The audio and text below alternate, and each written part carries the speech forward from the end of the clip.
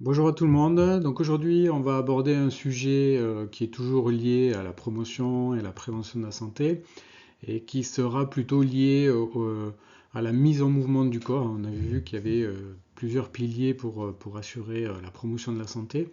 Et là, on va, par l'intermédiaire de myokines, ce sont des molécules qu'on a découvertes récemment. En fait, on va essayer de découvrir quel est le rôle du sport dans notre santé. Et on verra que effectivement les myokines ont un rôle important à jouer pour le maintien de la santé par la pratique soit d'activités sportives ou d'autres activités qui mobilisent le corps. Donc au programme de cette vidéo, on va voir dans un premier temps, dans une introduction, un petit état des lieux de la pratique sportive ou de la mise en mouvement du corps, notamment en France. On abordera la différence entre la promotion et la prévention de la santé, qu'on a déjà un petit peu abordé dans la vidéo de présentation générale de la promotion de la santé.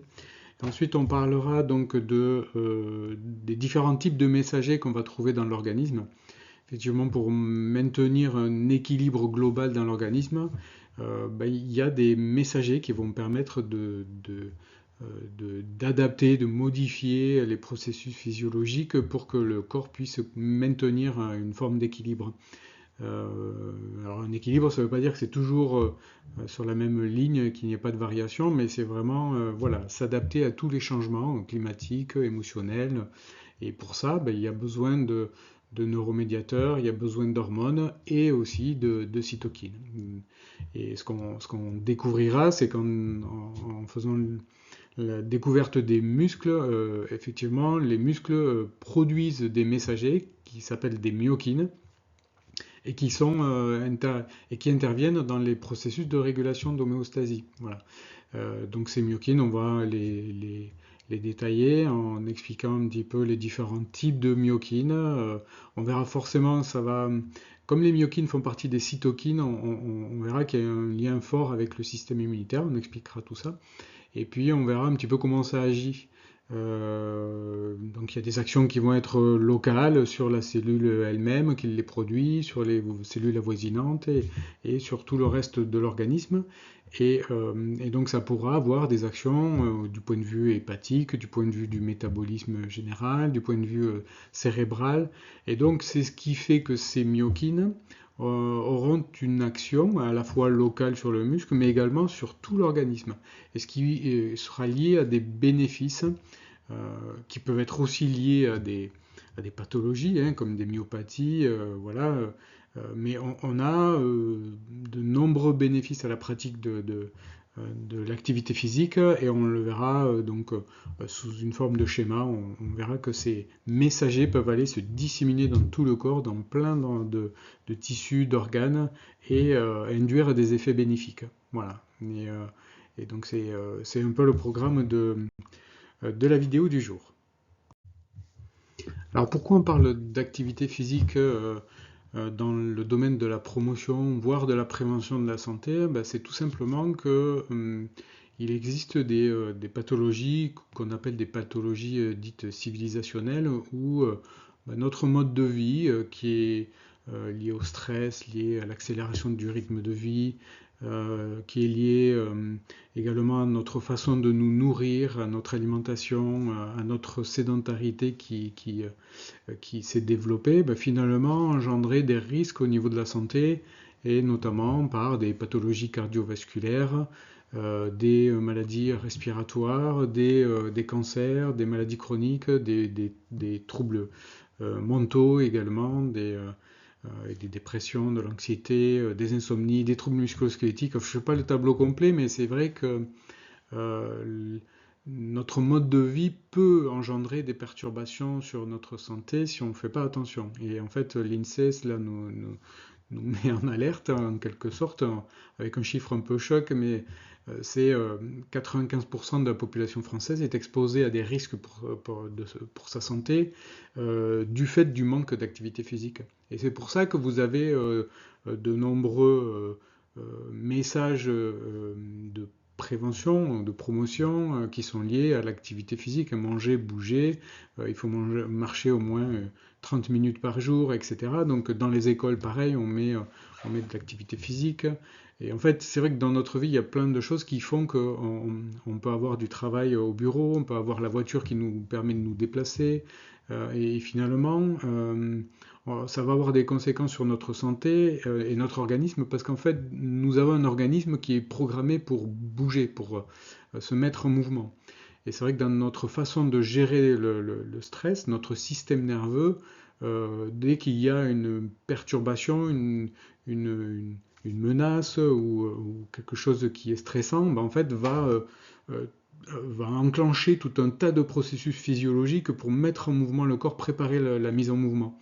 Euh, et c'est valable pour une augmentation du rythme cardiaque, une augmentation de la respiration, du rythme respiratoire, de la pression artérielle, etc. Et tout ça, ça manifeste que notre corps est programmé pour bouger, est fait pour bouger. Et donc ça veut dire que tout ce qui peut être fait pour mettre en mouvement notre corps, hein, mais c'est pas forcément que le sport, ça peut être le jardinage, ça peut être la marche, une balade en forêt, peu importe, c'est bénéfique pour notre santé. Et donc, l'activité qu'on va pouvoir pratiquer dans notre quotidien, en fait, en quelque sorte, c'est un nouveau mode de vie qu'il faut adopter. Quand on pratique une activité physique, en fait, c'est pas juste bah, pendant 2 mois, je me mets à faire une activité. Voilà, non, là, c'est une pratique quotidienne et tout au long de la vie. On s'est rendu compte, par exemple, dans des pays où on a des proportions de centenaires qui sont élevées, sur des études, on a montré que les personnes qui habitaient en haut du village et pour rentrer chez eux avaient une nécessité de monter en haut du village, avaient une espérance de vie supérieure à ceux qui habitaient en bas du village. Ce qui veut dire que, effectivement, l'activité physique maintenue tout au long de la vie, ou tous les facteurs environnementaux qui font qu'on a une activité physique naturelle au quotidien, fait qu'on peut avoir une meilleure santé. Et ça, c'est primordial. C'est pas quelque chose qu'on fait ponctuellement. C'est une hygiène de vie, c'est un mode de vie. C'est euh, un peu, ça me fait penser aux surfeurs, un mode de vie, voilà, où le matin ils se lèvent, ils vont voir les vagues, ils vont surfer, et puis après ils reprennent une activité normale hein, de travail, mais ça fait partie de leur hygiène de vie.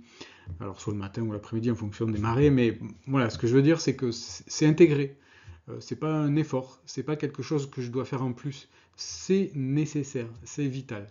Et vous avez quelques dictons populaires ou de personnalités qui manifestent l'importance du sport, hein. Donc vous avez euh, notamment au niveau sanitaire, on sait que l'activité physique est un véritable enjeu de santé publique. Alors pour les enfants, les ados, les enfants et les ados, effectivement, on s'est rendu compte que la sédentarité, l'utilisation des portables pouvait poser problème. Alors, c'est pas le portable en lui-même, c'est la quantité d'utilisation qui fait qu'on va moins sortir, moins se dépenser.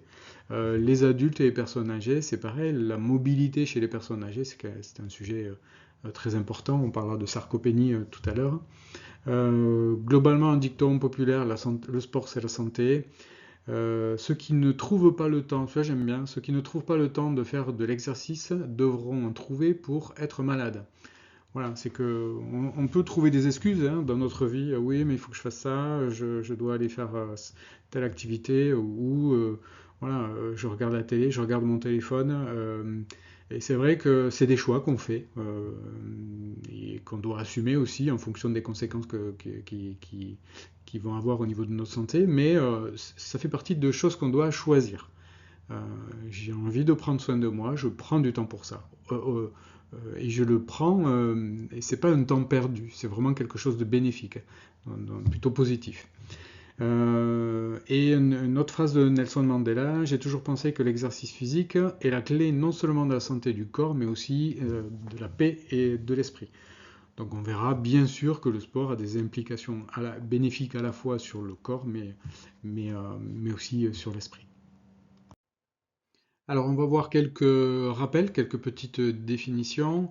On aura la santé, définition de la santé selon l'OMS, la prévention, la promotion, la notion d'homéostasie aussi, qui va être ultra importante pour le sujet du jour, et notamment avec les myokines. Donc la santé, c'est selon l'OMS, hein, c'est la santé globale, c'est pas juste l'absence de maladie. C'est pas parce que je suis pas malade que ma santé est complète. Là, ce que précise la définition, c'est que c'est euh, une notion de bien-être à la fois physique, mental, euh, mais aussi social.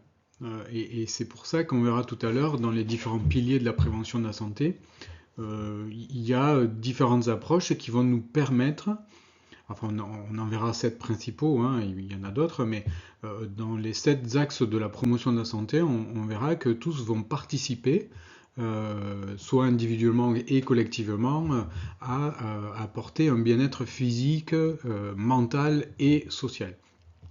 Et il faut savoir que la santé, ben, pour l'OMS, c'est aussi un droit fondamental de l'être humain. Quelle que soit sa couleur de peau, quelle que soit sa race, quelle que soit sa provenance, peu importe, quel que soit son sexe, quel que soit son âge, la santé est un droit fondamental. Et donc c'est vrai que les institutions, les parents, le corps médical, tous les intervenants qui permettent de participer à assurer ou promouvoir la santé des individus et de la collectivité vont avoir un rôle important. Alors là, juste on apporte une petite précision sur la différence entre prévention et promotion. La promotion de la santé, c'est tout ce que je veux mettre en place dans mon quotidien qui va me permettre d'améliorer ou de maintenir mon organisme en bon état de fonctionnement. Quand je parle d'organisme, effectivement, c'est pas juste le corps hein, physique, c'est vraiment aussi le mental et les interactions que je peux avoir avec mon environnement. C'est tout ça. Hein. Mais ça veut dire que tout ce que je veux pouvoir mettre en place, on verra tout à l'heure avec les différents axes de la promotion, va me permettre d'avoir une bonne vitalité. Cette vitalité, c'est quelque chose qui est important parce que pour mon organisme, c'est ce qui va me permettre de mieux m'adapter à mon environnement et de mieux résister à des agressions et finalement de préserver mon intégrité physique, morale, sociale. Et ça, c'est vraiment la notion de promotion. Promotion, c'est promouvoir quelque chose de positif.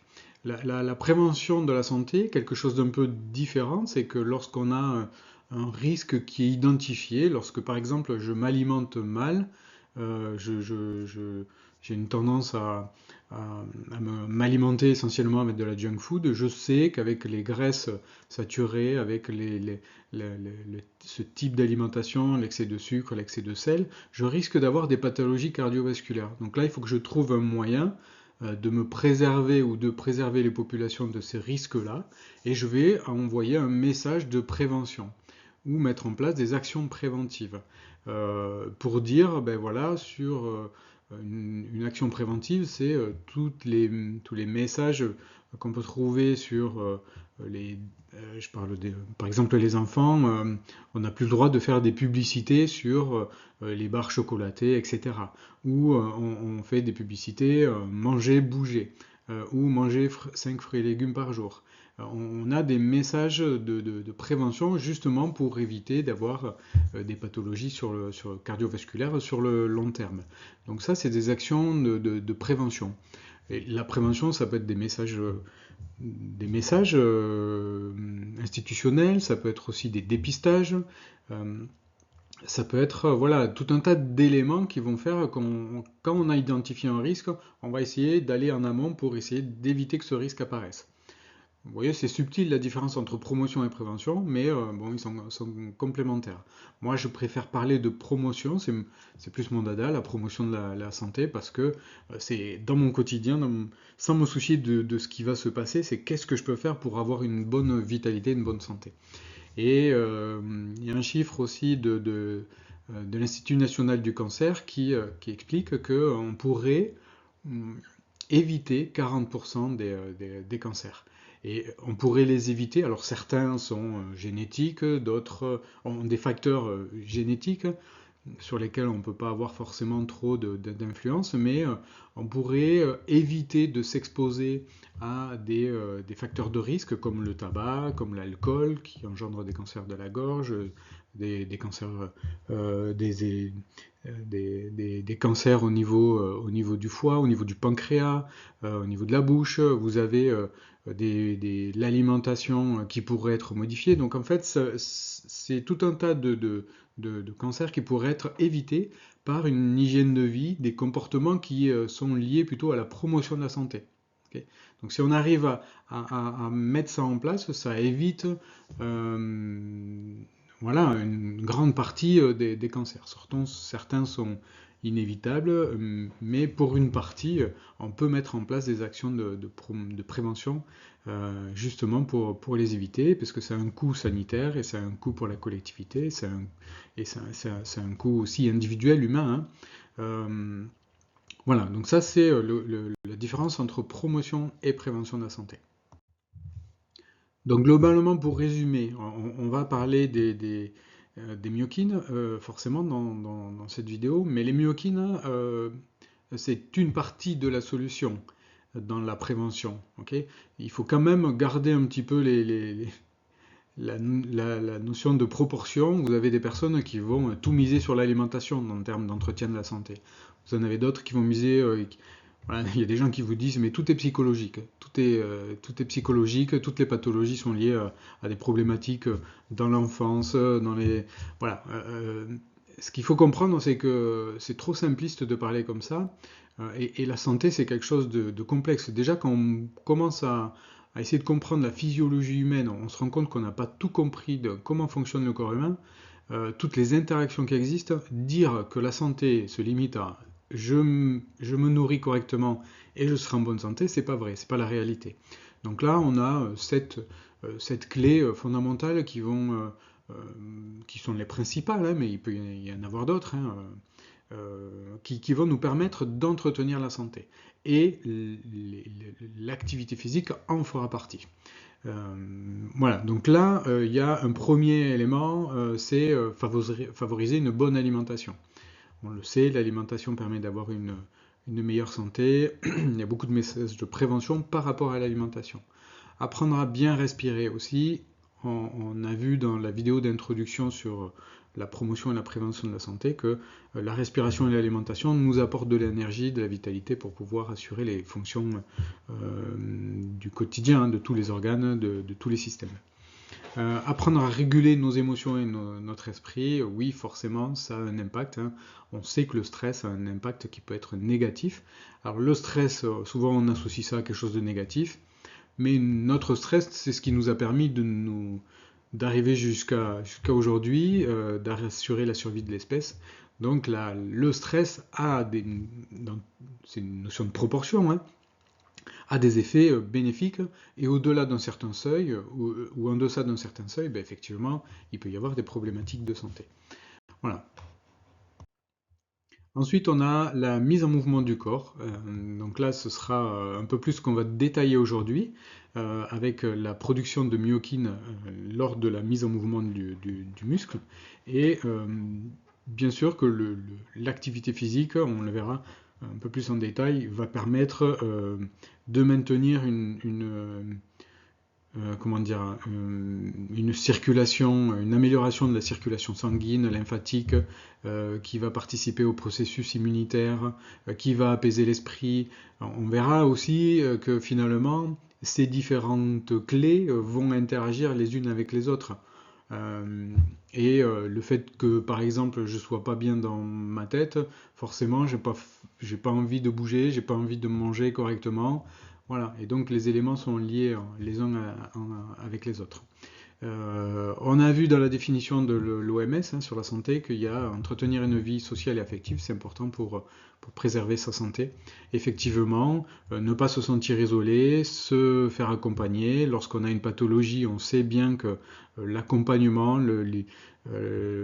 permet d'améliorer le retour à un équilibre. Les personnes âgées qui restent isolées vont avoir voilà, une descente plus rapide que quelqu'un qui est accompagné ou qui est stimulé avec des contacts avec les petits-enfants, la famille, les soignants, etc.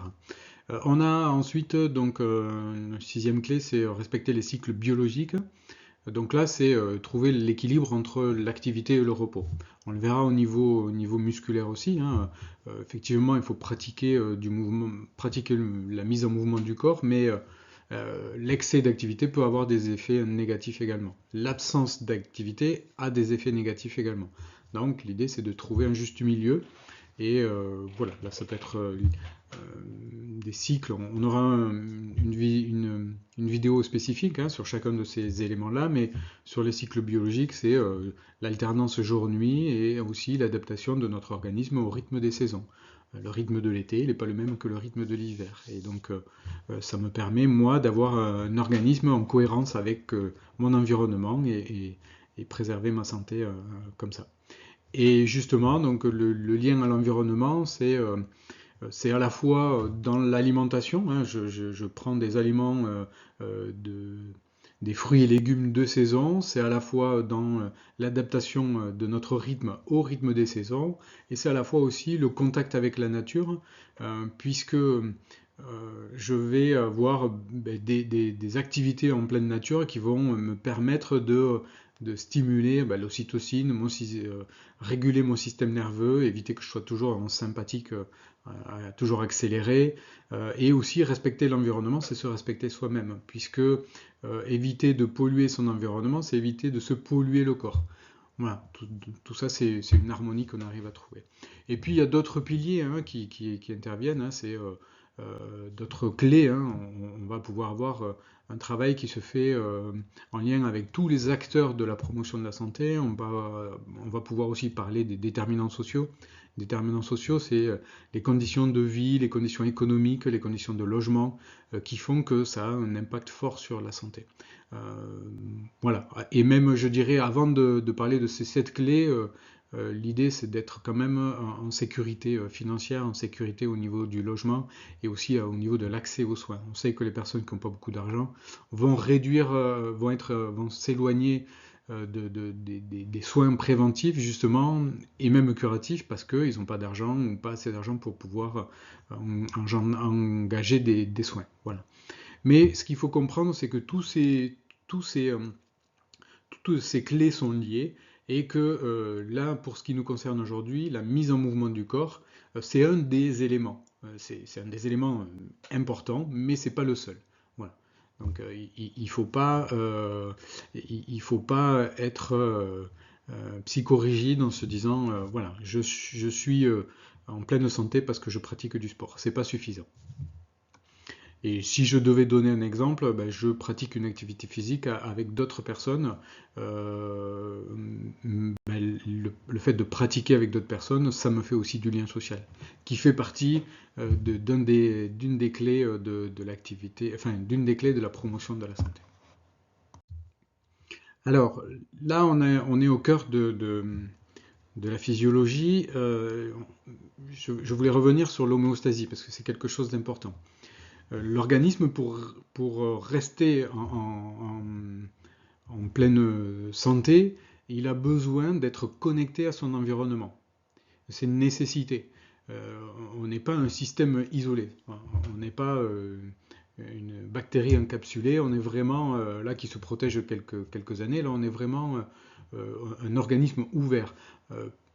Qui doit faire bien sûr la différence entre le soi et le non-soi, mais pour pouvoir m'adapter à mon environnement, je dois être capable de recevoir de l'information sur des valeurs liées à mon environnement, donc des informations venant de l'extérieur avec mes organes d'essence. On verra tout à l'heure que c'est le système nerveux notamment qui intervient beaucoup dans la réception d'informations, mais pas que le système nerveux, toutes les cellules du corps peuvent participer aussi.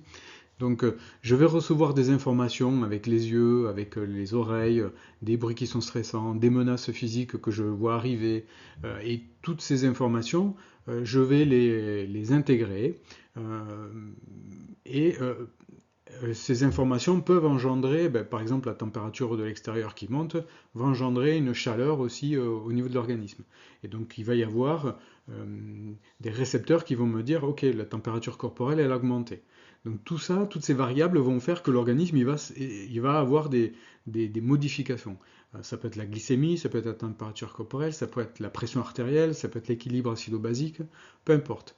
Ces informations, je vais les recevoir. Et il va falloir que je les intègre, que je les comprenne.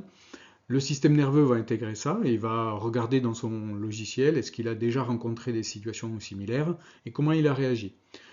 Il peut y avoir des situations réflexes, il peut y avoir des réactions conscientes, des réactions inconscientes. On verra, il y a différentes structures dans le système nerveux.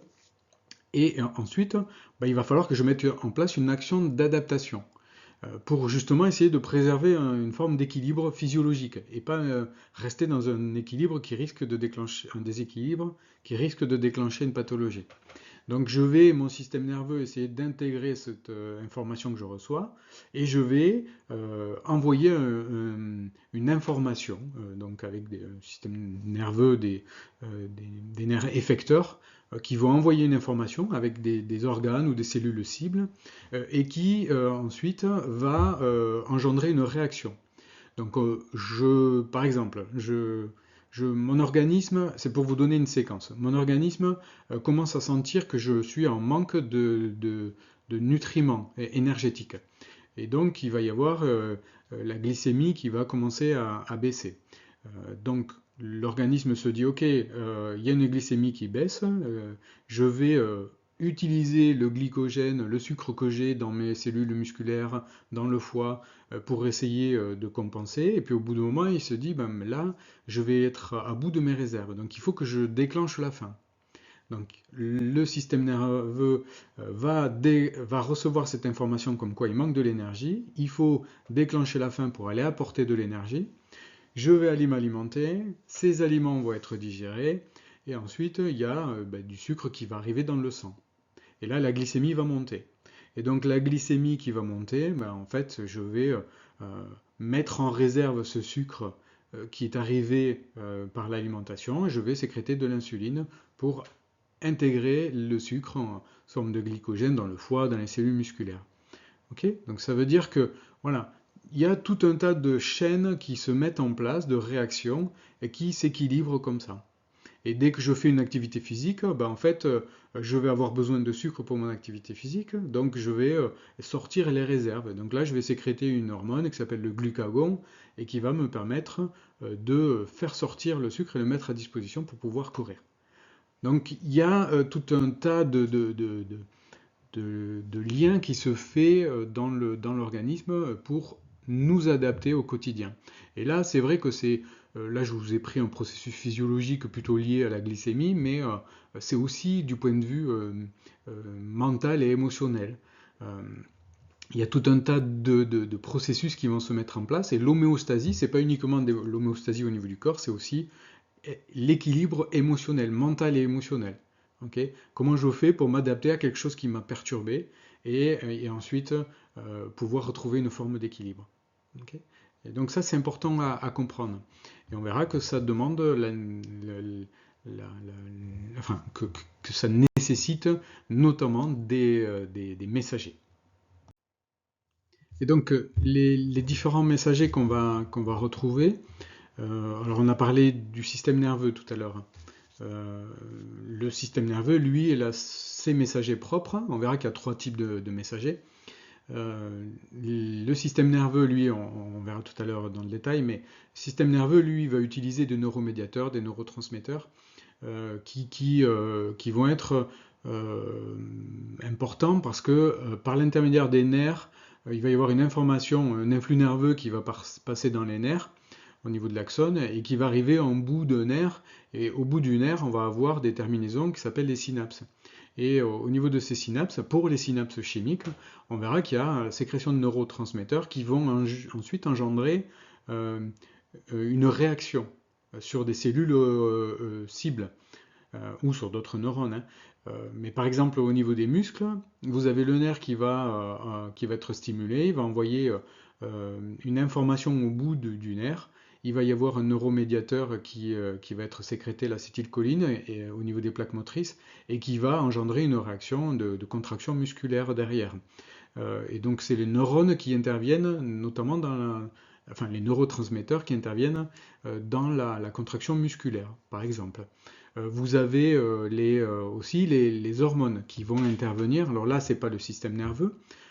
Le système nerveux, lui, est en lien avec le système endocrinien. Donc là, ce sont des hormones qui vont circuler dans le sang. On va voir juste après. Et ces hormones-là auront pareil des effets sur des cellules cibles, des récepteurs sur les membranes cellulaires qui vont engendrer des réactions. Et on a un troisième type de messagers, ce sont les cytokines. Là, ce sont des messagers qui sont sécrétés par des cellules, qui ne sont pas des cellules nerveuses, qui sécrètent des neuromédiateurs, ni par des cellules endocriniennes qui sécrètent des hormones. Là, ça peut être différents types de cellules qui vont, par le contexte environnemental, par des stimulations différentes, vont engendrer la sécrétion de cytokines. Et souvent, les cytokines, ça fait référence au système immunitaire, où là, on va avoir, en cas de coupure, ben, là, il va y avoir des cellules du système immunitaire qui vont sécréter des cytokines, qui vont engendrer des réactions spécifiques. Et dans cette catégorie de cytokines, ben, finalement, on trouve les myokines. Et ce sont des molécules qui ont été découvertes, on verra, que récemment, mais les myokines sont une forme de cytokine. On verra les différents types de cytokines et les différents types de messagers qu'elles produisent. Voilà, ce qu'il faut comprendre, c'est que lorsque je pratique une activité physique, il y aura effectivement tout un tas de mécanismes d'adaptation, de régulation. Les myokines, qui sont sécrétées par la pratique de l'activité physique, vont intervenir dans la régulation, dans l'adaptation à cette activité physique, par la croissance des fibres musculaires, par l'adaptation des réserves énergétiques, de la mise en disposition des réserves énergétiques, dans le métabolisme, on verra, mais le système nerveux intervient et le système endocrinien aussi. C'est pour vous dire que c'est tout un tas de choses qui interviennent en même temps et qui seront bénéfiques pour la santé. Là, on parle des cytokines, c'est un prétexte pour parler de tout ce qui va nous permettre d'améliorer notre santé par la pratique physique. Mais là, on aura les neuromédiateurs, les hormones et les cytokines, notamment les myokines, qui seront bénéfiques pour la santé.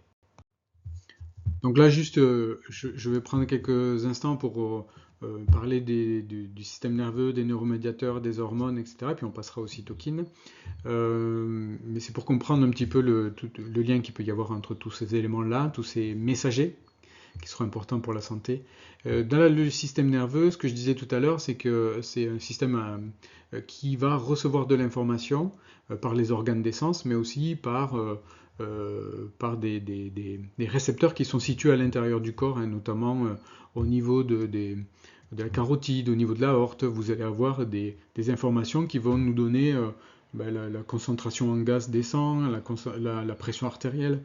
Et en fonction de ça, le système nerveux va devoir réagir, adapter la pression, monter, descendre, ou augmenter la ventilation pour faire baisser le taux de CO2 dans le sang, etc. Donc c'est ce système nerveux qui va faire ça. Et là, on a deux aspects différents dans le système nerveux. On a le système nerveux central qui est composé du cerveau et de la moelle épinière, de l'encéphale et la moelle épinière. Et puis vous avez les nerfs périphériques. Les nerfs périphériques qui vont être afférents ou efférents, c'est des nerfs qui vont recevoir d'informations ou transmettre de l'information. Mais le système d'intégration, c'est plutôt le système nerveux central, celui qui va réfléchir et prendre des décisions.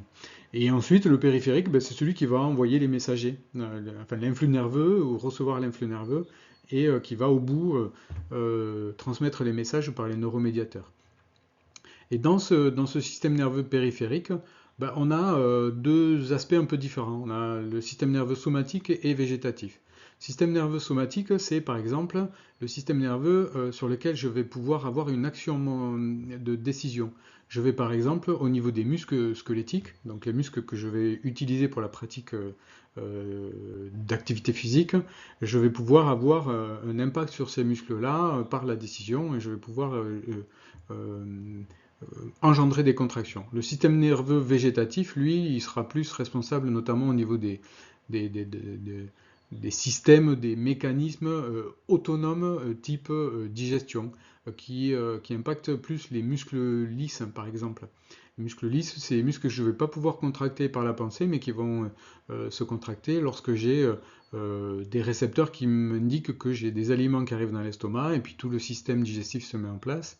J'ai des contractions de muscles lisses qui se mettent en place. Et on verra que dans cet aspect système nerveux végétatif, on a le sympathique et le parasympathique. Pour caricaturer, le système nerveux sympathique, c'est celui qui met en mouvement le corps. Et le parasympathique, lui, va être plutôt lié à la récupération, à l'immunité, à la digestion, au repos. Et on est toujours dans l'homéostasie, hein, c'est ce que je disais tout à l'heure. Voilà, il va falloir trouver l'équilibre entre le sympathique et l'orthosympathique. Et tout ce système nerveux, ben, en fait, il va intervenir dans le mécanisme d'homéostasie générale. Et pour finir sur le système nerveux, on voit les neuromédiateurs, là, qui sont les premiers types de messagers. Euh, on a des neuromédiateurs, donc c'est des molécules qui sont sécrétées là en fin de synapse. Alors concernant les synapses chimiques, les synapses électriques c'est autre chose. Mais ici, au niveau des synapses chimiques, vous avez le nerf en bout de ce que je disais tout à l'heure, hein, par exemple sur une plaque motrice, le nerf qui va faire sortir par exocytose des neurotransmetteurs, des neuromédiateurs au niveau de la synapse, et qui vont, ben, par exemple, être reçus sur une cellule musculaire, et cette cellule musculaire, par l'intermédiaire de l'intervention du calcium, de l'ATP, etc., on va avoir une contraction musculaire. Donc ça veut dire qu'un neuromédiateur, ben là par exemple sur le muscle, il va engendrer une contraction musculaire. Mais il en existe plusieurs, hein, plusieurs neuromédiateurs. Là on a l'acétylcholine qui intervient notamment dans la contraction musculaire, on a la noradrénaline, le GABA, le glutamate, sérotonine, endorphine, etc. Tout un tas de neuromédiateurs qui auront des effets différents dans l'organisme. Certains vont être des neuromédiateurs plutôt activateurs, d'autres plutôt inhibiteurs, et en fait ils vont donner une ambiance chimique, une météo interne. C'est vrai que lorsque j'ai une sécrétion forte d'endorphine, ben je vais avoir une sensation de bien-être, hein, qui va s'installer. Et du coup, voilà, en fonction des stimuli, en fonction de ce que je vais sécréter comme neurotransmetteur, j'aurai une ambiance particulière dans l'organisme. Et ils ont vraiment un rôle dans la communication, parce que aussi ils interviennent dans le lien entre différents neurones. Donc ils peuvent transmettre des informations d'un neurone à l'autre, et pas que agir sur des cellules effectrices. Voilà, ça c'est le premier type de messager qu'on va trouver au niveau de l'organisme. Deuxième système qui est important, c'est le système endocrinien, donc en complément du système nerveux. Tout ce qui va être régulation va être aussi fait par l'intermédiaire d'hormones qui vont être sécrétées, elles, dans le sang. On parle de cellules endocrines. Les cellules endocrines, ce sont des cellules qui vont produire des hormones, qui vont être sécrétées non pas dans le milieu extracellulaire classique, mais dans le sang, et qui vont circuler dans le sang et avoir un impact sur des cellules cibles. Et on parle souvent dans le système endocrinien de cellules de glandes endocrines. Ce qu'il faut comprendre avant de parler de glandes endocrines, c'est que le système nerveux et le système endocrinien interagissent ensemble. Et on a surtout un lien qui se fait au niveau de l'axe hypothalamo-hypophysaire. Donc au niveau du système nerveux, on a l'hypothalamus, on a l'hypophyse qui va faire le lien entre le système nerveux, l'hypothalamus qui va faire le lien entre le système nerveux et le système endocrinien. C'est-à-dire qu'ils vont s'influencer mutuellement aussi. Et puis, les hormones qui vont être sécrétées, il va y avoir aussi des régulations. Le taux d'hormones va être augmenté, ben, il va y avoir le système qui reçoit de l'information comme quoi on arrive à un taux seuil, et finalement, il faut réguler l'inhibition. Donc tout ça, ça se régule en circuit, hein.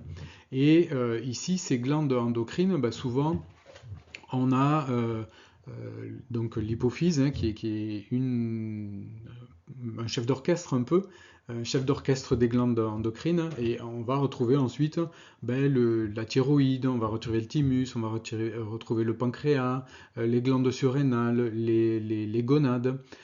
Donc ça veut dire qu'il va y avoir des hormones de la thyroïde, de l'hypophyse qui vont aller stimuler chaque glande endocrine, et chaque glande endocrine elle-même va sécréter des hormones. Ok.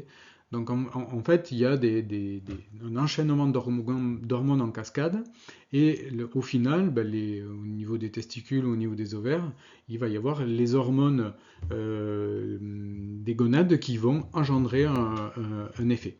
Ok. Et donc ça veut dire que c'est un mécanisme de régulation qui se fait aussi par l'endocrinien. Au niveau de l'endocrinien, ben, il y a des hormones qui vont permettre l'augmentation de la contraction musculaire, la production d'os, la production de muscles, et avec notamment des hormones de croissance, hein. Mais ce que je veux dire, c'est que le système nerveux intervient dans la régulation, hein, de l'activité physique, et le système endocrinien également. Et on verra que les myokines, c'est aussi le cas. Alors au niveau des hormones, on va retrouver donc différents types d'hormones, hein. Ça peut être des protéines, ça peut être des dérivés d'acides aminés, ça peut être des hormones stéroïdiennes. Dans notre alimentation, il y a des nutriments qu'on va devoir apporter, notamment pour pouvoir produire des hormones. Ce qu'il faut comprendre, c'est que j'ai dit tout à l'heure, souvent le système endocrinien, on parle de glandes endocrines, des glandes spécifiques, hein, comme le thymus, comme les surrénales, qui vont sécréter des hormones, mais on s'est rendu compte aussi qu'il y a tout un tas d'hormones qui sont sécrétées par des tissus qui ne sont pas des tissus, des organes dits endocrines ou des glandes endocrines. Vous avez le muscle qui sécrète des hormones, vous avez le foie qui sécrète les cellules hépatiques qui sécrètent des hormones, vous avez le tissu adipeux qui sécrète des hormones, comme la leptine. En fait, des hormones, il y a tout un tas de cellules qui sont capables de les sécréter. Voilà. Mais c'est vrai que globalement, on a des lieux spécialisés au niveau des hormones, ça s'appelle les glandes endocrines. Mais les cellules de différents tissus sont aussi capables de sécréter des hormones. Là, par exemple, le système endocrinien, il intervient dans des mécanismes de régulation qui sont plus longs. Euh, je peux prendre l'exemple du stress. C'est vrai que souvent le stress, on a une réaction qui doit être rapide. Donc, le système nerveux intervient avec des neuromédiateurs qui permettent une réaction rapide. Et après, quand le stress se prolonge, ben, en fait, le système endocrinien, il prend le relais pour la régulation. Et là, c'est pareil, le système endocrinien, il intervient aussi dans la croissance, le développement, dans le métabolisme, dans la reproduction. Donc, il intervient dans des fonctions qui sont voilà, installées tout au long de la vie, hein, et qui demandent des régulations sur le long terme. Puis voilà, un certain type d'hormones, hein, comme l'adrénaline, cortisol, l'ocytocine, hormones de croissance, testostérone. On a un peu comme les neuromédiateurs, hein, finalement, on a des hormones qui vont avoir une propension à mettre en mouvement l'organisme, hein. Voilà, on parle d'adrénaline souvent, et d'autres qui vont être là plutôt pour mettre en place une ambiance interne, une météo interne d'endorphine, d'ocytocine, de repos, de retour au calme, ou de régulation. Voilà, des fois, il y a des inhibitions d'hormones qui se mettent en mouvement, qui sont là pour activer l'organisme. Et donc, il y a des hormones qui vont avoir une fonction positive, c'est-à-dire engendrer une météo interne de calme, et d'autres qui vont inhiber certaines hormones pour pas qu'elles s'expriment et que ça mette l'organisme en activité. Voilà un petit peu pour les hormones. Alors, troisième type de messagers qui vont permettre d'intervenir dans la régulation globale de l'organisme, ce sont les cytokines. Cytokines au sein desquelles on va trouver des myokines. Donc les cytokines, ce sont des protéines qui sont sécrétées par des cellules disséminées dans l'organisme qui vont recevoir un stimulus. Ces cellules vont recevoir un stimulus, ça peut être là au niveau des myokines une contraction musculaire qui fait que la cellule se contracte et ensuite elle va produire des myokines qui ont des rôles différents, on va voir. Mais là, c'est par exemple des cellules qui vont recevoir une information, un petit peu comme un système nerveux. Finalement, c'est une cellule qui fait système nerveux toute seule. Elle reçoit d'informations, elle sécrète des cytokines, et ces cytokines vont engendrer un effet sur des cellules réceptrices, ou sur elles-mêmes, ou sur des cellules réceptrices, localement, ou dans tout l'organisme, du point de vue endocrine. On verra que les cytokines, elles peuvent avoir un effet à la fois sur dans le système lymphatique ou le système sanguin. Elles vont circuler librement entre les deux. Et souvent, ce qu'on dit, c'est que les cytokines sont associées au système immunitaire. Parce qu'effectivement, elles vont être sécrétées notamment par les lymphocytes, des macrophages, mais elles peuvent aussi être sécrétées au niveau des tissus conjonctifs par les fibroblastes, les cellules musculaires, notamment par la sécrétion de myokines.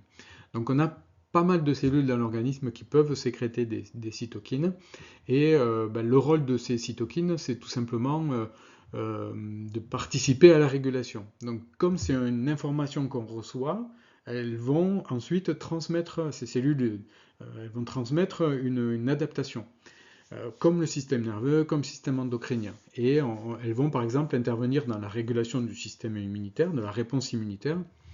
Donc quelquefois, il y a une régulation par les cellules du système immunitaire qui se fait de façon adaptée, et puis quelquefois on a des déficiences immunitaires ou une réponse excessive du système immunitaire qui peuvent créer par exemple des allergies.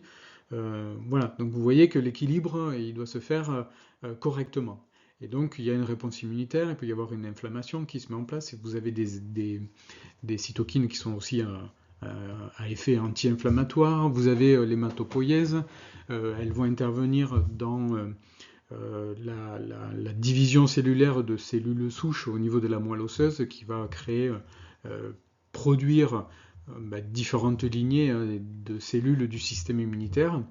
Donc là, par exemple, une cytokine va engendrer une augmentation du nombre de cellules du système immunitaire. Voilà. Quand il y a un besoin, quand il y a un intrus dans l'organisme, je vais agir au niveau de la moelle osseuse. Et au niveau de la régulation, on va retrouver au niveau des cellules musculaires, par exemple, les myokines vont intervenir en disant ok, il y a une activité physique qui est installée, c'est un stimulus, je vais sécréter des myokines qui vont me permettre d'augmenter le nombre de fibres musculaires dans ma cellule, ou de dire aux cellules musculaires d'à côté de faire de même. Voilà. Donc ça veut dire qu'il y a un stimulus, une intégration de l'information et une adaptation, comme pour le système nerveux, comme pour le système endocrinien. Et la difficulté qu'on a eu d'identifier ces cytokines, ce que je disais tout à l'heure, c'est qu'elles ne sont pas sécrétées en continu. Il faut un stimulus pour qu'il y ait une sécrétion. Et donc l'identification de ces molécules a été bien sûr un petit peu plus tardif. Donc il existe différents types de cytokines et qui vont varier au niveau de leur mode d'action.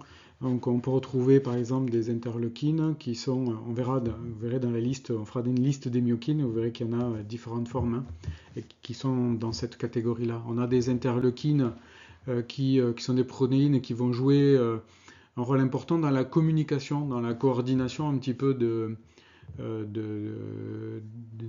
la réaction du système immunitaire, qui vont permettre l'activation, la régulation, la prolifération de cellules, engendrer une inflammation. Et donc, Voilà, les interleukines, c'est plutôt dans un mode de communication, régulation. Les interférons, ce seront des protéines plutôt dites antivirales dans le sens où elles vont empêcher la réplication d'un virus. Un virus, eh ben, en fait, il va venir, il va coloniser une cellule et il va se servir de la cellule pour se multiplier. Il n'a pas de, un organisme, c'est pas un être vivant à part entière, mais en fait, il va utiliser le matériel de la cellule pour se diviser. Et donc là, les interférons, ben, c'est intéressant pour ça, justement, pour bloquer la division et réduire l'impact de l'infection virale. Ensuite, on a des facteurs de croissance hématopoïétique qu'on a vu tout à l'heure en disant effectivement l'hématopoïèse, c'est un des rôles des cytokines, c'est de permettre, notamment au niveau de la moelle osseuse, de multiplier des cellules souches qui vont permettre de, de, d'apporter de nouvelles cellules au système immunitaire pour pouvoir faire sa lutte.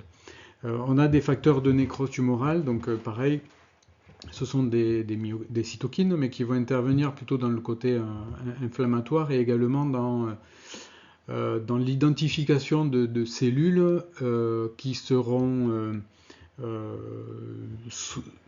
infectées ou anormales. Et l'idée là, c'est d'induire la mort de la cellule. On a des, euh,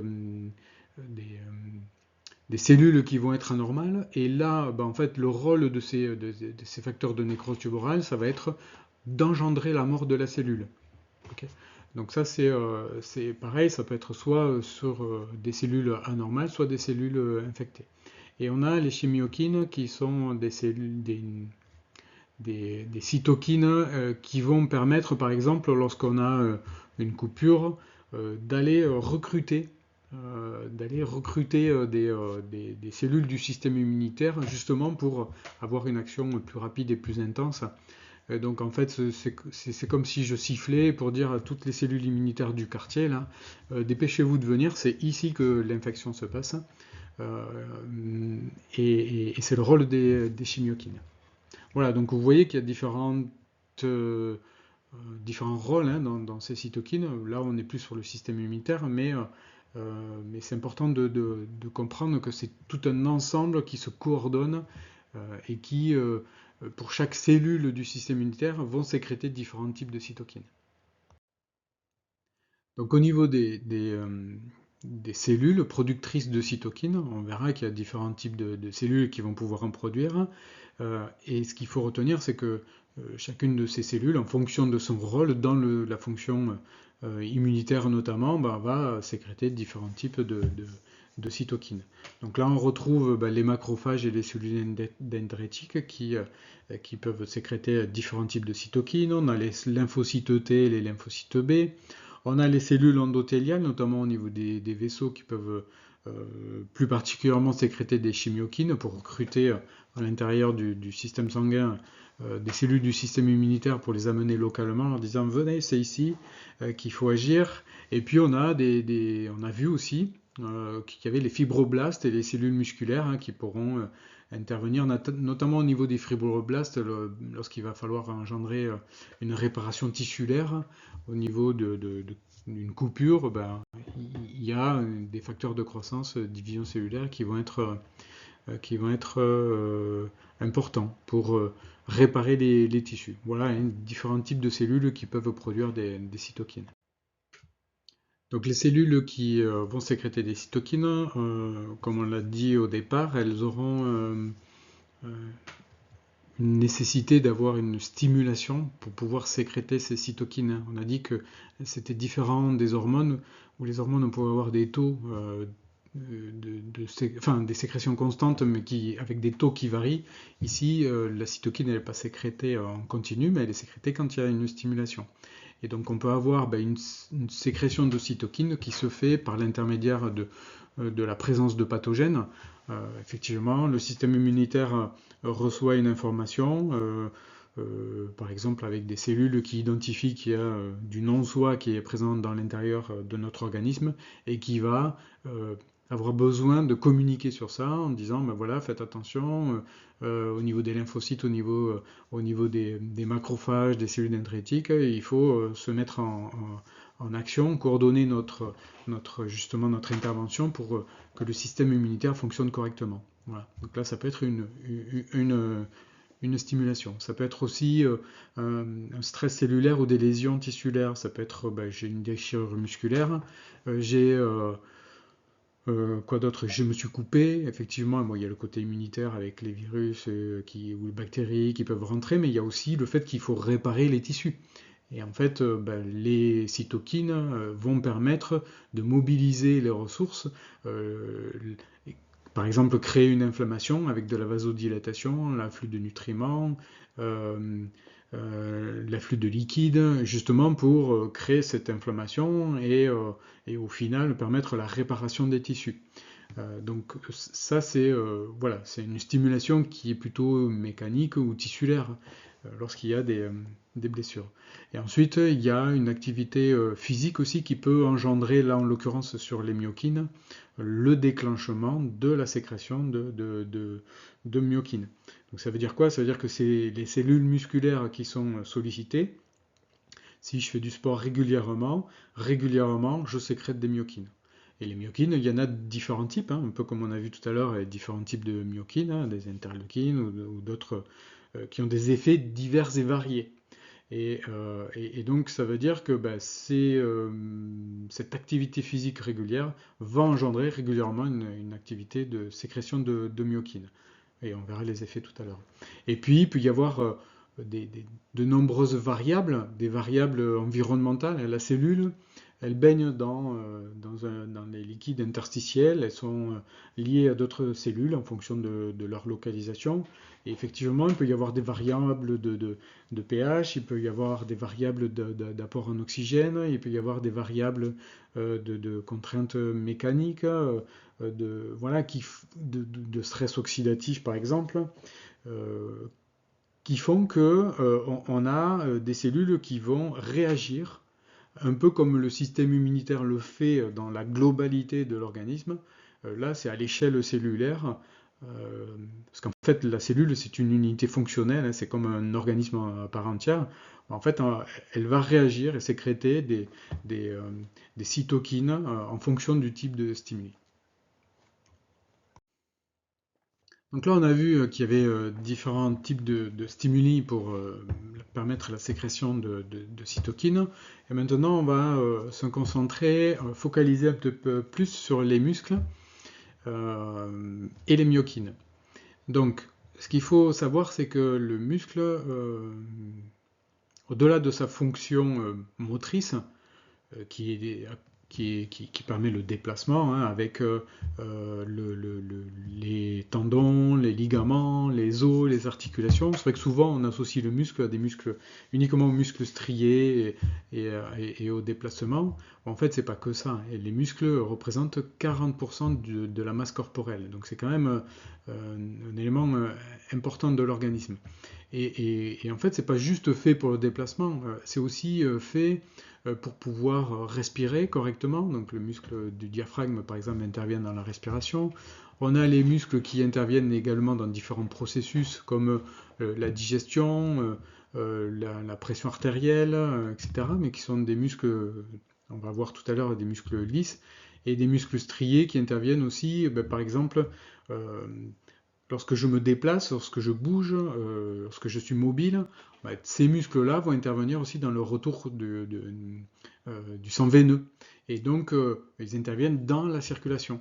Okay, il y a le cœur qui est un muscle qui intervient dans la circulation du sang, mais il y a aussi les muscles du squelette appendiculaire, des jambes, des bras qui vont permettre le retour veineux. Donc, si je suis mobile, c'est important aussi pour le système circulatoire.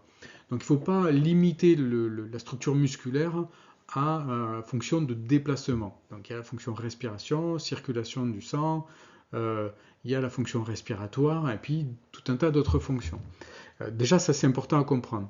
Et un détail, mais dans notre processus de vie, en fait, on voit que dans le processus de développement de croissance, au départ, la masse musculaire représente que 25%, et on voit qu'à la en fin de vie, bah, il y a une fonte musculaire qui s'installe et on a 25% de la masse corporelle qui est associée au muscle. On appelle ça la sarcopénie lorsqu'on vieillit.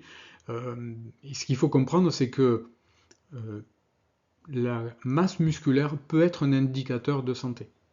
C'est-à-dire que euh, si j'avance en âge, que je me déplace plus, que je fais moins d'activités, que je suis sédentaire, bah en fait la proportion de masse musculaire liée à la masse corporelle bah, diminue.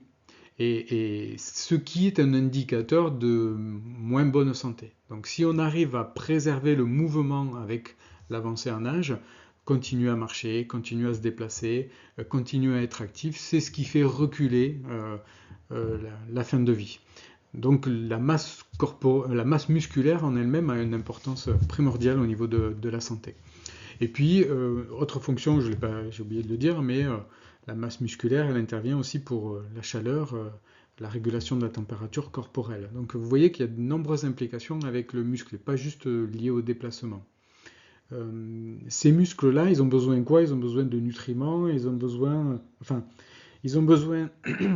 d'être alimentés en glucides, d'être alimentés en oxygène, on verra la formule juste après, et ils ont besoin aussi d'être renouvelés, parce que ces fibres musculaires, elles se renouvellent au fur et à mesure, comme les cellules de la peau, comme cellules du foie, comme les cellules osseuses, comme les érythrocytes, les globules rouges qui se renouvellent tous les 120 jours, etc. Donc il y a un besoin d'alimentation perpétuelle pour maintenir en santé euh, ces, euh, ces structures-là musculaires. Vous voyez, on rejoint aussi le muscle a besoin d'alimentation, il a besoin d'être alimenté correctement. Donc, un des axes de la promotion de la santé, c'est l'alimentation aussi. Donc, l'alimentation du muscle, elle peut se décrire avec une formule chimique hein, qui est glucose plus oxygène, va permettre la fabrication de CO2, d'eau, d'énergie et de chaleur. Donc en fait, pour fonctionner, le muscle va avoir besoin de glucose, d'oxygène, donc le glucose c'est l'alimentation, les nutriments qu'on va apporter, qui peuvent provenir des glucides ou des lipides ou des protéines, hein. Et après, on a cette respiration, la ventilation qui va permettre d'amener de l'oxygène par le sang jusqu'aux cellules. Et donc dans les cellules, au niveau des mitochondries, on a un cycle de Krebs avec notamment ce glucose et cet oxygène qui vont s'associer avec une hydrolyse et qui vont fabriquer de l'ATP. L'ATP, c'est la forme sous laquelle est produite l'énergie dans l'organisme, qui va être utile notamment à la contraction musculaire. Et il va y avoir également production de chaleur. On a vu, ça fait partie de la fonction du muscle. Et ces muscles-là, ben, en fait, ils vont être alimentés et ils sont aussi de trois natures différentes, hein. On en a parlé un petit peu, mais les muscles lisses, ce sont des muscles qui sont dits euh, euh, autonomes, qui sont sous la responsabilité du système nerveux autonome, sympathique et parasympathique.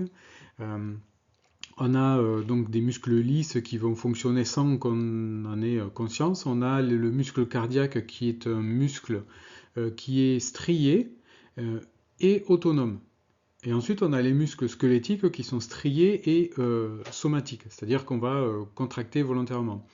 Donc le muscle cardiaque, lui, il est strié comme les muscles squelettiques, mais il fonctionne de façon autonome. Alors que les muscles squelettiques, dans le bras, dans la jambe, ce sont des muscles striés. On va voir ce que muscle strié, c'est un muscle où on a les fibres d'actine et de myosine qui se chevauchent. Lorsqu'on regarde un muscle, on voit des stries et on va pouvoir les commander par la volonté. Voilà un petit peu les différents types de muscles qu'on va trouver, et c'est tout ça qui représente 40% du poids du corps. Alors là, je voulais juste, au niveau des muscles, euh, faire un petit point sur un rôle important, hein. On a vu tout à l'heure que les muscles intervenaient dans la motricité, qu'ils intervenaient dans la circulation du sang veineux, etc., dans la respiration. Ce qu'il faut comprendre aussi, c'est que le mouvement, dès le plus jeune âge, même in utero, c'est quelque chose qui va être important parce que c'est ce qui va nous permettre euh, de développer la proprioception. Il va y avoir une sensation, une interaction avec l'environnement, comment je me positionne, comment je me déplace. Et tout ça participe au développement moteur et cognitif. Et tout à l'heure, je vous ai dit, hein, dès qu'on est jeune, on a un pourcentage de masse musculaire qui est de 25%. Avec la perte de masse musculaire, avec l'avancée en âge, on est à 25% de masse musculaire aussi. Ça veut dire que le mouvement, le déplacement, et on le voit chez les enfants quand il y a une absence de stimulation, ou chez les personnes âgées, ben, il y a un développement cognitif qui se fait mal chez les enfants. Donc ça veut dire que le mouvement corporel, et par l'intermédiaire du mouvement corporel, la sécrétion de myokines, ou d'hormones ou de neurotransmetteurs, euh, ou tout en même temps, bah, va permettre de développer les capacités motrices, développer la capacité de communiquer avec son environnement, le langage, et donc toutes les capacités cognitives. C'est juste pour insister sur le fait que le mouvement du corps, c'est pas juste pour avoir un bon système cardiovasculaire. Ça ne se limite pas qu'à ça. Okay. Et donc on voit que dans le développement, dans les nécessités qu'on a pour arriver à maturité, il y a le mouvement pour développer l'apprentissage, la communication, l'adaptation à son environnement. Et donc le muscle, il intervient aussi dans ça. Ça, c'est quelque chose de primordial. Donc là, après avoir vu les muscles, on voit plus spécifiquement les myokines et on va se rendre compte que finalement, ça va rejoindre un petit peu tout ce qu'on a vu depuis le début. Hein. Les myokines, ce sont des éléments qui vont avoir des actions bénéfiques sur l'organisme.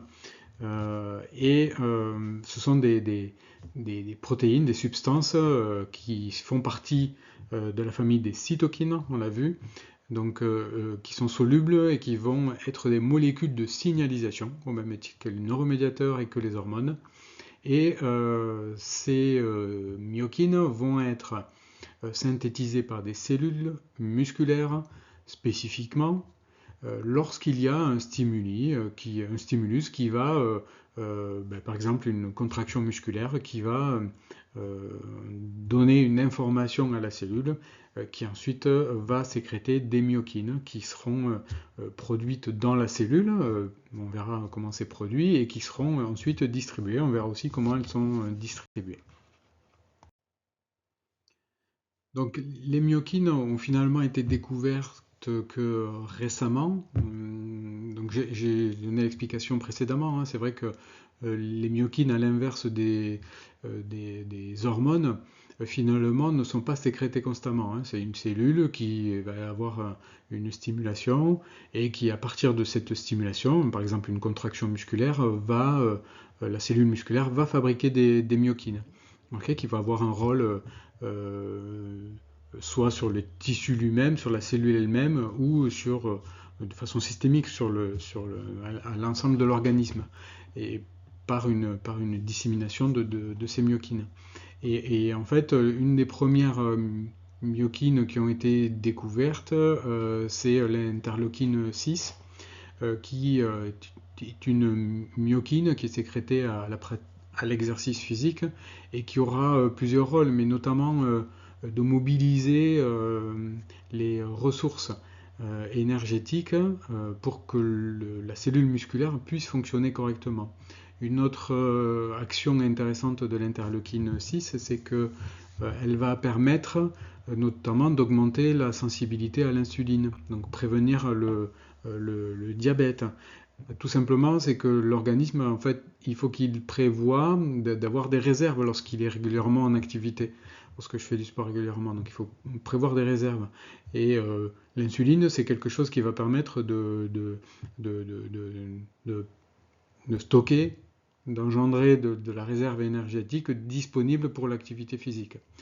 Voilà. Et donc, ce qui était intéressant avec la découverte de ces myokines, c'est qu'on s'est rendu compte que des cellules qui n'étaient pas des cellules faisant partie d'une glande endocrine, comme le pancréas, comme les gonades, comme le thymus, comme l'hypophyse, la thyroïde, finalement, il y avait des cellules qui avaient une capacité de participer à la régulation du métabolisme, de l'homéostasie et d'avoir des actions diverses et variées. Donc ça, c'est le cas des myokines qui ont des actions pas uniquement sur la cellule musculaire, mais sur tout l'organisme.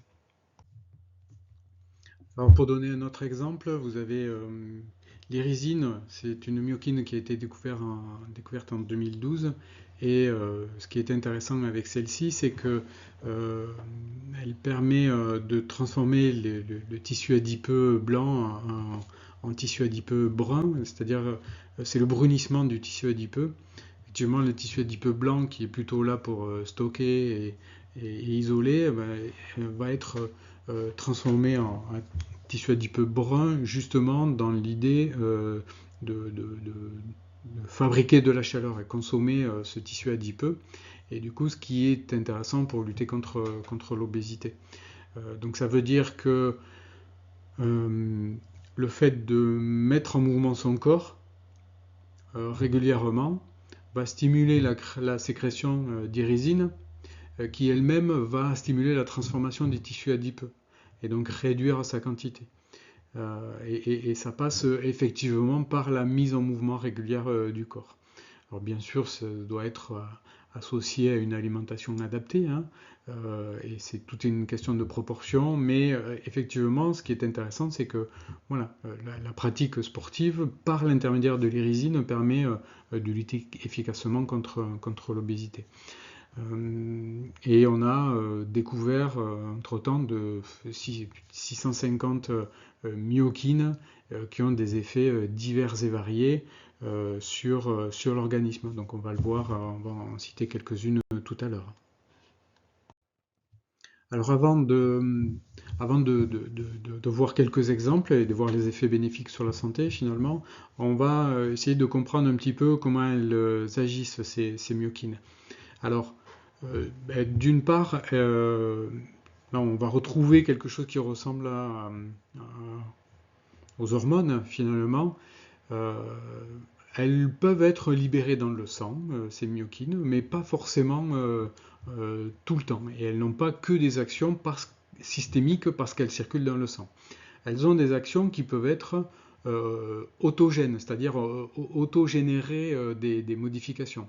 C'est-à-dire qu'une cellule qui produit des myokines par la stimulation musculaire va engendrer dans sa propre cellule, dans le cytoplasme, la fabrication de fibres musculaires supplémentaires. Donc c'est une action qui est autonome, dans le sens cette cellule qui est stimulée, elle fabrique des myokines qui vont avoir une action dans la cellule même. On parle d'action autocrine, mode autocrine. On a également la possibilité d'avoir des cellules stimulées qui fabriquent des myokines, mais qui vont être sorties de la cellule et qui vont avoir une action en local sur d'autres cellules musculaires. Et donc là, on parle de mode d'action paracrine autour de la cellule. Et donc, les cellules musculaires vont s'auto-stimuler les unes entre les autres, un petit peu comme si l'effet se déployait, justement pour, on imagine, je commence à faire une activité physique. Ok, c'est pas mal, je mobilise quelques fibres musculaires. Le truc, c'est que l'organisme, il faut qu'il anticipe toujours ce qui va se passer, donc il va préparer les autres fibres musculaires autour pour dire, ok, il faut aussi que la fibre musculaire qui est à côté, la cellule musculaire d'à côté puisse être opérationnelle et fabriquer des fibres musculaires pour la contraction musculaire. Et puis je vais pouvoir monter en intensité comme ça, et jusqu'à atteindre des charges d'activité physique importantes. Ok, donc ça veut dire que euh, le système nerveux aussi va participer, le système endocrinien va participer, mais les cytokines de type myokine, produites par les cellules musculaires, vont aussi participer à la croissance musculaire et à la croissance du muscle. Et enfin, on a par exemple d'autres types d'actions qui vont être endocrines, un peu comme souvent on parle du système endocrinien, des hormones qui sont sécrétées dans le sang. C'est la même chose ici, au niveau musculaire. La stimulation va engendrer des myokines qui vont être sécrétées à l'extérieur de la cellule et qui vont être disséminées par l'intermédiaire du sang et qui vont aller vers des cellules cibles. Euh, et par exemple, le fait de faire un exercice physique, le muscle va engendrer des myokines qui auront un impact sur le foie, sur le métabolisme énergétique. Elles vont avoir un impact aussi sur l'os, sur les intestins, etc. Et donc, ça veut dire qu'il va y avoir des actions qui seront plus distales dans tout l'organisme. C'est ce qui explique la variété d'effets bénéfiques de la stimulation musculaire sur l'organisme. Donc là, comment c'est produit au niveau de la cellule? La myokine, elle est produite, euh, comme je disais tout à l'heure, il y a un stimulus qui arrive au niveau de la cellule, et en fait, ce stimulus va engendrer une action. Cette action, ça va être l'expression d'un gène au niveau du noyau cellulaire. Au niveau du noyau cellulaire, on a l'ADN, et dans l'ADN, on a des chromosomes, et sur chaque chromosome, on a des gènes. Et en fait, ce stimulus va stimuler l'expression d'un gène, et ce gène-là va produire, donc sur ce gène-là, on va produire de l'ARN messager qui va passer dans la membrane plasmique au niveau du réticulum.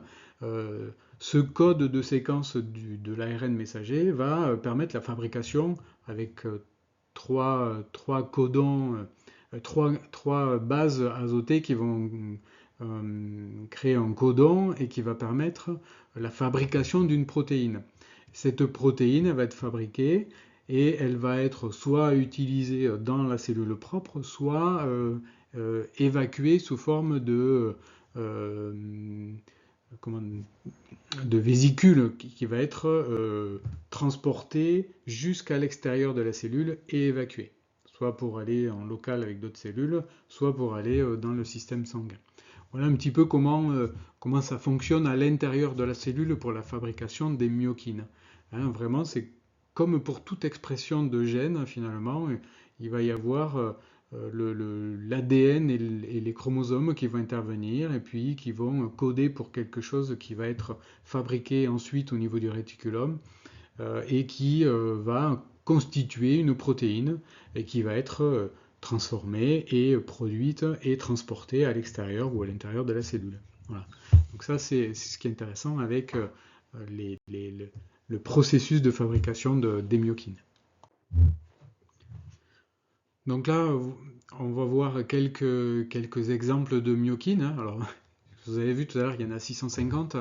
Donc l'idée, c'est principale ici dans cette vidéo, c'est de comprendre comment ça fonctionne. Hein. On ne va pas faire une étude exhaustive de toutes les myokines, et on en découvre d'autres, mais l'idée, c'est de comprendre un petit peu quelles conséquences ça peut avoir sur l'organisme et sur la santé. Donc là, on avait vu l'interleukine 6, hein, la première découverte, qui régule le métabolisme des glucoses et des lipides, ce qui va être le cas sur pas mal de myokines, hein, parce qu'effectivement, c'est préparer l'organisme à dépenser de l'énergie. Et donc pour ça, il faut qu'il y ait le métabolisme des sucres, des lipides qui permettent la fabrication d'ATP pour la contraction musculaire. Et on a donc l'interleukine 6 qui va stimuler la lipolyse des tissus adipeux. Voilà, ça c'est ce qu'on a vu aussi. L'érysine qu'on avait vu également va permettre ça de transformer les tissus adipeux blancs en tissus adipeux bruns. Et donc qui va augmenter l'érysine, qui va augmenter la thermogénèse. On a vu aussi que ça pouvait engendrer une modification de la sensibilité à l'insuline. Justement, l'organisme, il aura besoin d'être en capacité à la fois de stocker puis de déstocker cette réserve énergétique. En fonction de l'activité musculaire, je vais doser pour réguler la glycémie. Donc c'est quelque chose qui est intéressant, justement, ça va permettre de lutter contre le, le diabète, hein. Ça, c'est intéressant. Ensuite, on a vu qu'il y avait une, une interaction entre le système nerveux, entre la fonction cognitive, la fonction motrice et les muscles.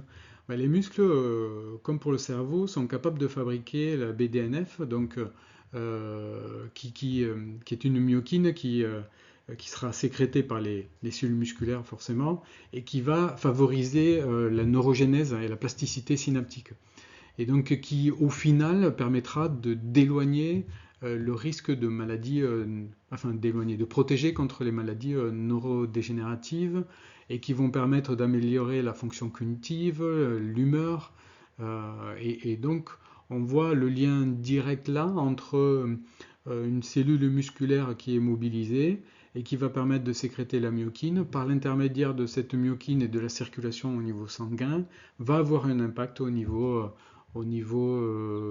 cérébral. C'est le cas aussi au niveau des interleukines et résines qui vont avoir un impact sur le foie aussi, hein. Que le foie qui intervient aussi dans la gestion de l'aspect énergétique de l'organisme.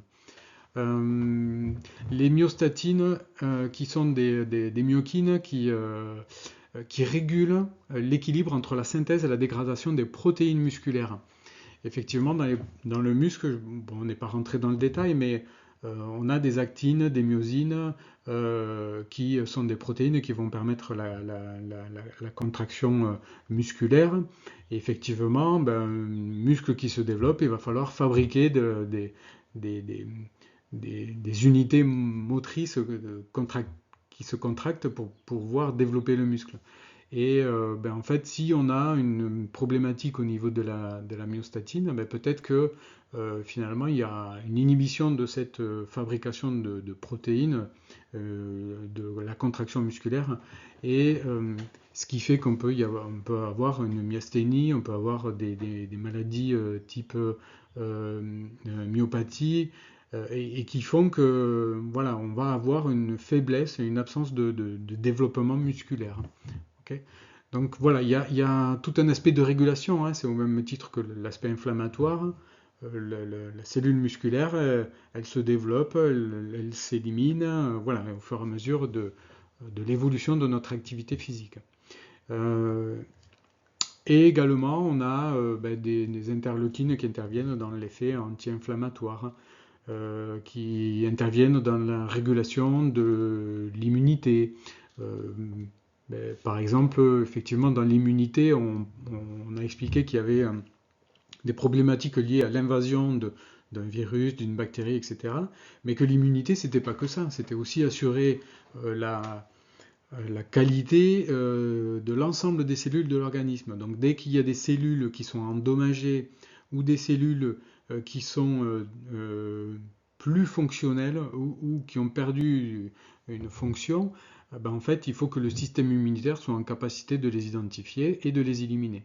Donc c'est en ce sens-là aussi que le système musculo-squelettique, la pratique de l'activité physique, va permettre de stimuler le système immunitaire. Voilà.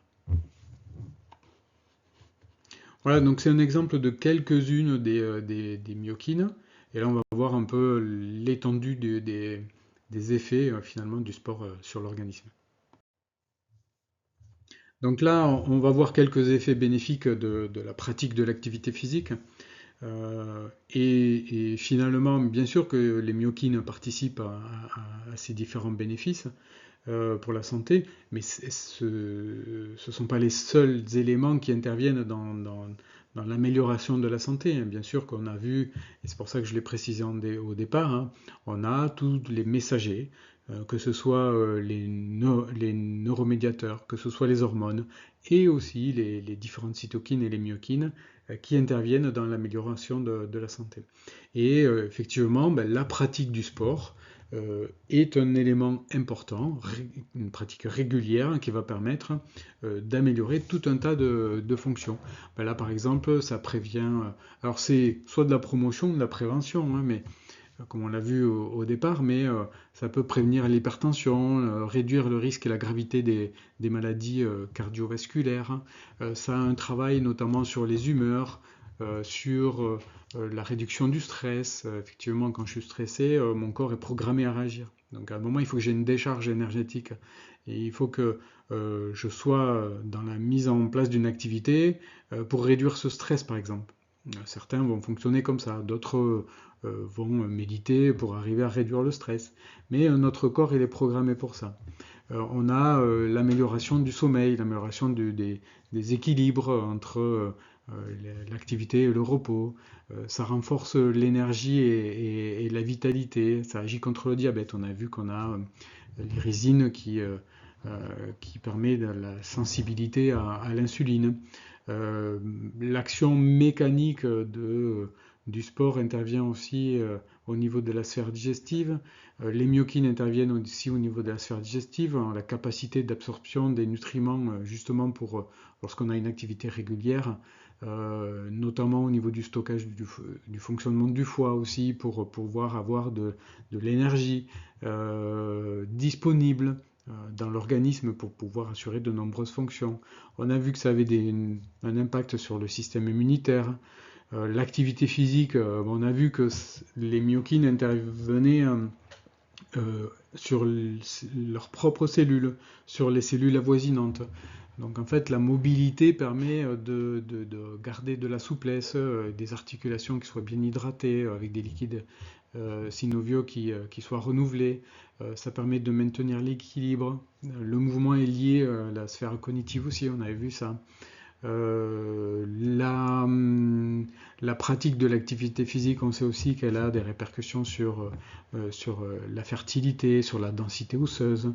Je pratique du sport, je suis en capacité finalement euh, de maintenir l'équilibre entre les ostéoblastes et les ostéoclastes, ceux qui détruisent les os et ceux qui construisent les os.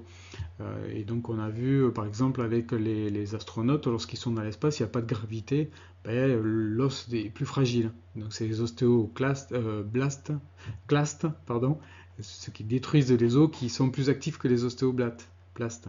Donc ce qui fait que voilà, il faut qu'ils reprennent doucement de la pratique physique régulière quand ils reviennent sur Terre pour reconstruire des os solides.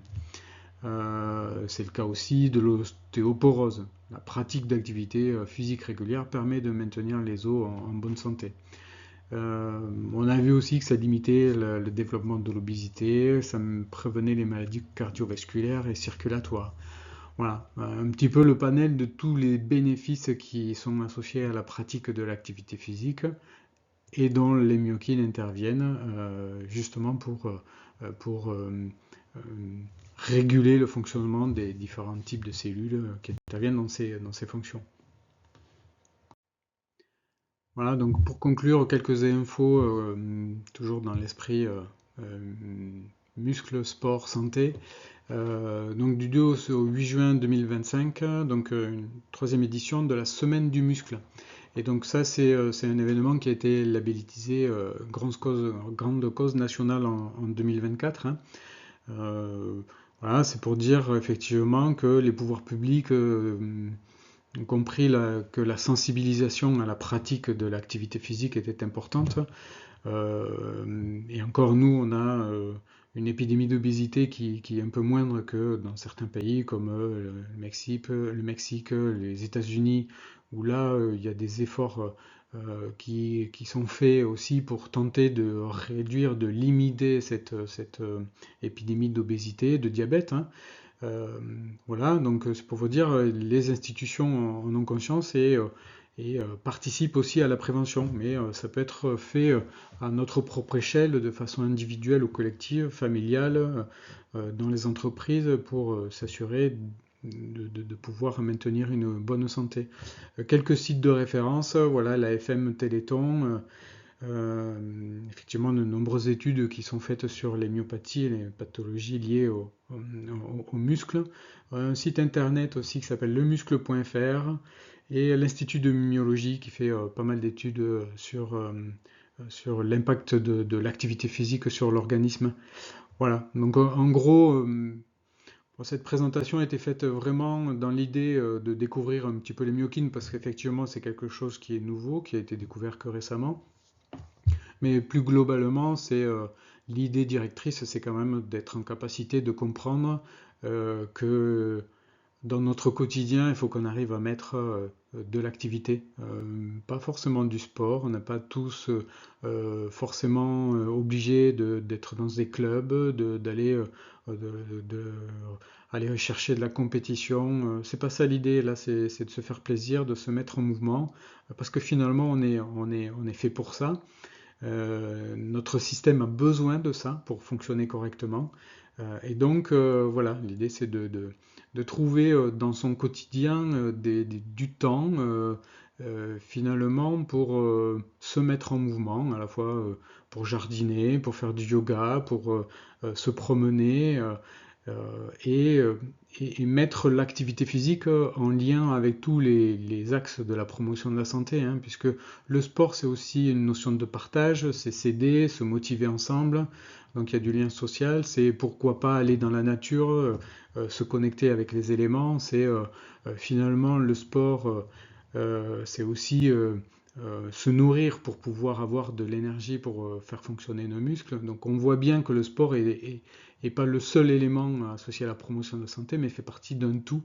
Et, euh, et que c'est important que ça devienne euh, quelque chose de naturel dans notre mode de vie, et pas une contrainte, et qu'on se fasse plaisir avec le mouvement du corps. Voilà, et donc l'idée c'est d'éteindre l'ordinateur, puisque ça a été voilà, long, hein, assis, et donc maintenant on peut aller marcher, se promener et se faire plaisir.